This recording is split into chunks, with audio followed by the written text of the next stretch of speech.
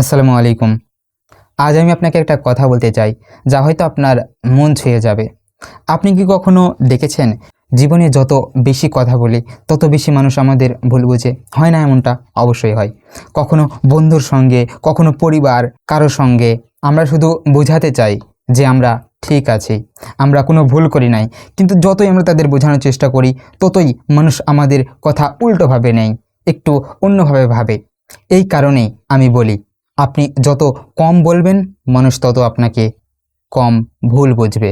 দেখেন, আমরা অনেক সময় আবেগে এমন কথা বলে ফেলি যেটা হয়তো ঠিক মনে হয়, কিন্তু পরে সেটা আমাদের বিপদ ডেকে ফেলে। আপনার সাথেও হয়তো এমনটি হয়েছে। মানুষ তখন আপনার কথার মানে নিজের করে নেয়, আর আপনি বসে থাকেন। আমি তো এভাবে বলিনি, তবুও লাভ হয় না। কারণ কি জানেন? কারণ মানুষ শুনতে চায় না সত্যি, তারা শুনতে চায় শুধু যেটা তাদের ভালো লাগে। তাই আমি আপনাকে বলবো, অযথা সবাইকে নিজের কথা বোঝাতে যাবেন না। যে বুঝতে চাই সে একটিমাত্র বাক্য থেকে আপনাকে বুঝে নেবে, আর যে বুঝতে চায় না তাকে যদি আপনি শতবার বোঝান তবুও কিচ্ছু হবে না, সে বুঝবেই না।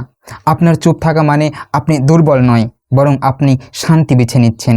নিজের প্রতি নিজের যে একটা শান্তি, সেটা। আরেকটা কথা আপনাদের বলি এবং সেটা আপনাদের কাজে লাগতে পারে। জীবনে কিছু কথা না বলাই ভালো।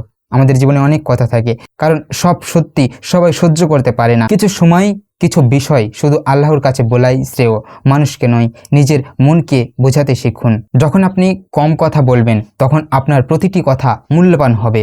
মানুষ তখন আপনার নীরবতার ভিতরে অর্থ খুঁজবে। তারা ভাববে, এই মানুষটা সব সময় কিছু না কিছু বুঝেই চুপ থাকে কেন, কি আছে এর ভিতরে? আর ঠিক এখানেই আপনার চরিত্রের যে শক্তি, সেটা প্রকাশ পায়। আমি জানি সবসময় চুপ থাকা সহজ না, কখনো কখনো মনে হয় না এবার বলতেই হবে, কিন্তু আপনি যদি ধৈর্য ধরতে পারেন, তাহলে আল্লাহ নিজেই আপনাকে এমন সম্মান দান করবেন যে আপনাকে কিছু বলতেই হবে না। সময় প্রমাণ করে দিবে আপনি আসলে ঠিক ছিলেন। সবাইকে উত্তর দিতে হবে না, সব কিছু বুঝতে হবে না, সব কিছুর ব্যাখ্যা দিতে হবে না, সব কিছুর ব্যাখ্যা জানতেও হবে না। যত কম বলবেন তত শান্তি পাবেন, কারণ মানুষ কম জানলেই কম বিচার করে। প্রিয় দর্শক, চুপ থাকা দুর্বলতা নয়, এটা এক ধরনের বুদ্ধিমত্তা। ইনশাল্লাহ আবার দেখা হবে আপনাদের সঙ্গে নতুন কোনো বাস্তব জীবনের কিছু কথা নিয়ে। ততক্ষণ পর্যন্ত ভালো সুস্থ থাকবেন। আল্লাহ হাফিজ।